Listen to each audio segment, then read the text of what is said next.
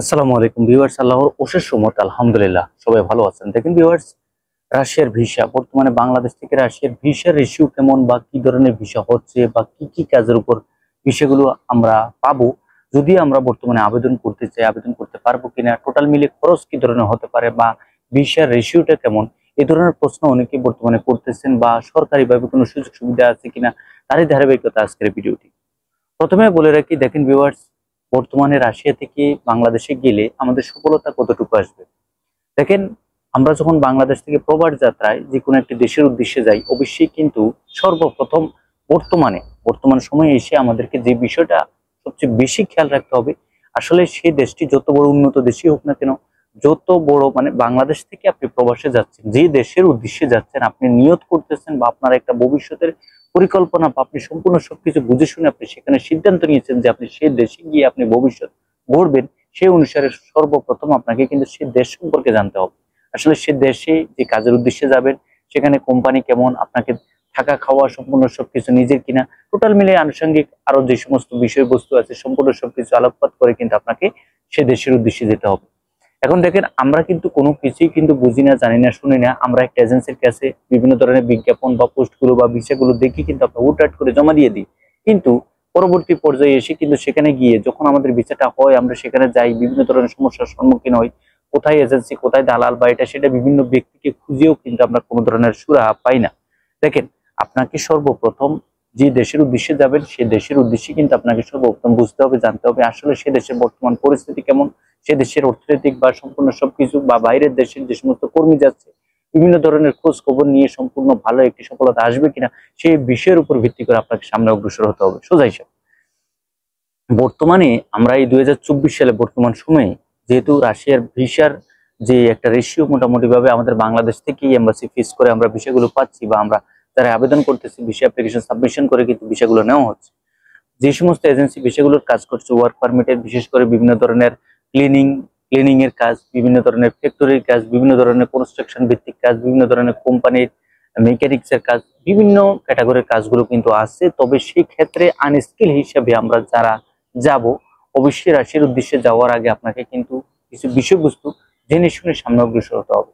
দেখেন, রাশিয়া কিন্তু ইউরোপের বর্ডারের সাথে, সেই হিসেবে অনেকেই কিন্তু চিন্তা করে থাকেন যে রাশিয়া যেহেতু ইউরোপের সাথে, মূলত সেখানে যাওয়ার পর আমরা বিভিন্নভাবে অবৈধ হয়ে বিভিন্ন জায়গায় চলে যেতে পারবো বা কোনো ধরনের সমস্যা ছাড়াই।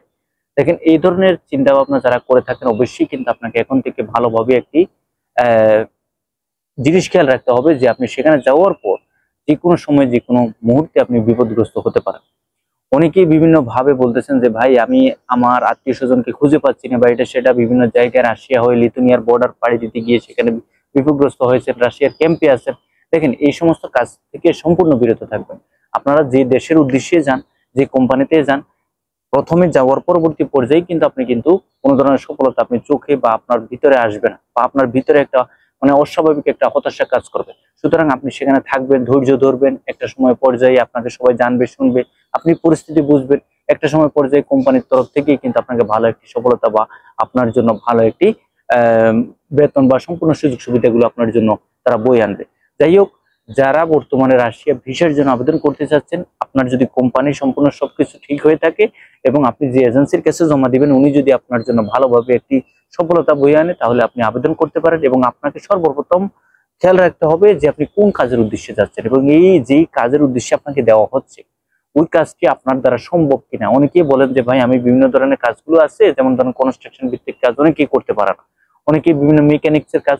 এখন একজন আনস্কিল বা অদক্ষ ব্যক্তিকে যদি একটি প্রফেশনাল কাজ দেওয়া হয়, তাহলে তো উনি কিছুই পারবে না। এখন কোম্পানি যদি দেখে যে আপনার ওয়ার্কার নিয়েও যদি কোনো কাজ হচ্ছে না, তাহলে তার ভিতরে বিভিন্ন ধরনের একটা খারাপ মনোভাব চলে আসতে পারে। একজন ওয়ার্কারকে সে হয়তো বা রাখবে বা রাখবে না, এই ধরনের বিভিন্ন ধরনের বিষয়গুলো তারা কিন্তু পদক্ষেপ নিয়ে নেয়।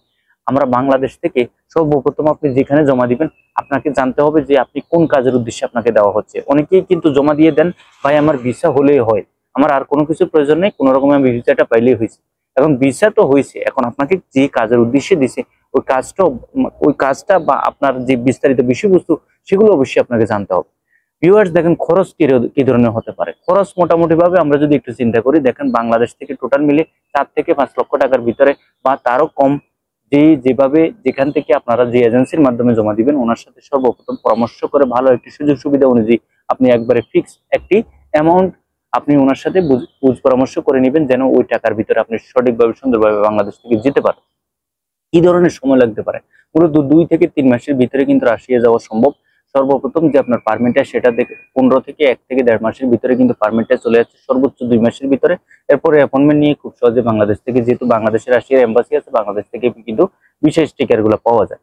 পরবর্তী যে বিষয়টা দেখেন, স্যালারি বা বেতন কি ধরনের হয়ে থাকে। 50 থেকে 70,000 টাকার ভিতরে অনেকেই বিভিন্ন ধরনের বড় অঙ্কের অ্যামাউন্ট দেখিয়ে থাকবে বা বিভিন্ন ধরনের বড় একটি লোভ লালসাজনক আপনাকে বেতন বা টাকার অঙ্ক বলে থাকবে। কিন্তু সেই ক্ষেত্রে অবশ্যই আপনাকে মাথায় রাখতে হবে, যারা আনস্কিল বা অদক্ষ কর্মী হিসেবে যাবেন অবশ্যই কিন্তু আপনার বেতন কিন্তু 50 থেকে 70-এর ভিতরে হবে। যদি আপনি প্রফেশনালি ওয়ার্কার হয়ে থাকেন সেক্ষেত্রে হয়তো আপনার বেতন আরো ভালো হতে পারে। যাই হোক, মূল বিষয়বস্তু বুঝে শুনে যারা সরকারিভাবে যেতে চাচ্ছেন অবশ্যই আপনাদেরকে খেয়াল রাখতে হবে, OSL Bangladesh employment and services limited এই যে সরকারি সংস্থাটি, এই সরকারি সংস্থার কাছে বা তাদের ধারান্বিত হয়ে আপনি তাদের সাথে যোগ পরামর্শ করে ভালোভাবে একটি বুঝতে হবে যে আসলে কোন ধরনের কাজের সুযোগ সুবিধা আছে। বিশেষ করে সরকারি খাতে যদি আপনি যেতে হয় বা সরকারিভাবে আপনার পোস্টিং করতে হয় অবশ্যই আপনাকে কিন্তু দক্ষ সম্পন্ন শ্রমিক বা একজন প্রফেশনাল ওয়ার্কার হিসেবে আপনাকে আবেদন করতে হবে।